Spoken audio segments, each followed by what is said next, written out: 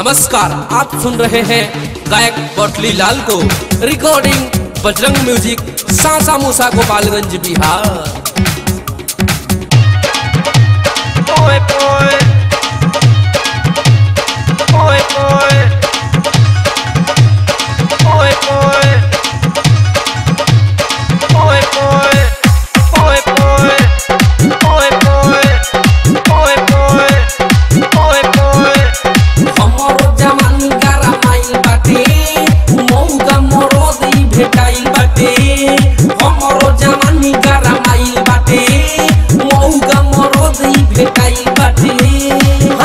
घुमाई के बढ़ावे धरे कौन काम नहीं करेला करे गजन भीतरी से पूरा गारे माइल इंजन करे पोए पोए बाबूजी के दी हम दहेजुआ पलंग करे चोय चोय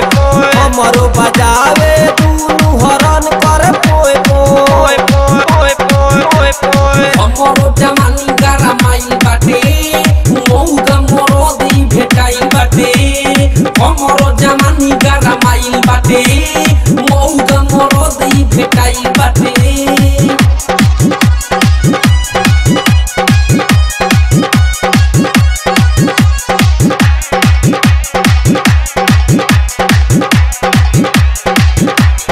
ससुरा से नीमन बाटे नई हर काम नहीं आवे आपन सजन भीतरी से पूरा गारे माइल इंजन करे पोए पोए बाबूजी के दी हल दहेजुआ पलंग करे चोय चोय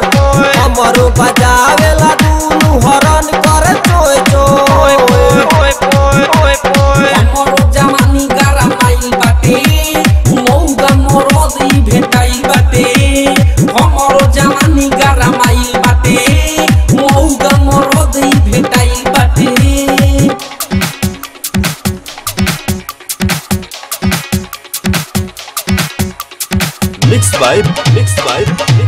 नमस्कार, आप सुन रहे हैं गायक बटली लाल को। रिकॉर्डिंग बजरंग म्यूजिक, सासा मूसा, गोपालगंज, बिहार।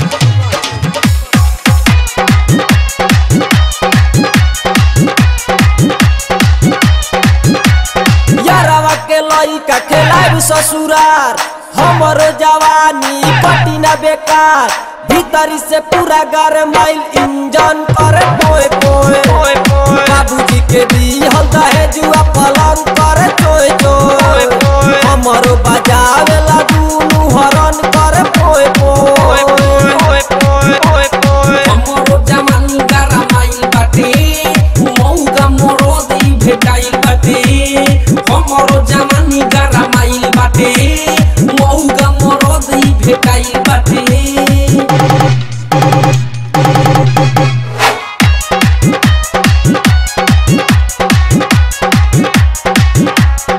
बजरंग म्यूजिक आइल बासी जन बटुली लाल होंग बड़े का दबंग भीतरी से पूरा गारे माइल इंजन करे पोए पोए बाबूजी के दी हल दहेजुआ पलंग करे पोए पोए हमरो बजावेला दूनु हरन करे पोए पोए हमरो जवानी गारा माइल बाटे मौगा मोरदी भेटाई बाटे हमरो जवानी गारा माइल बाटे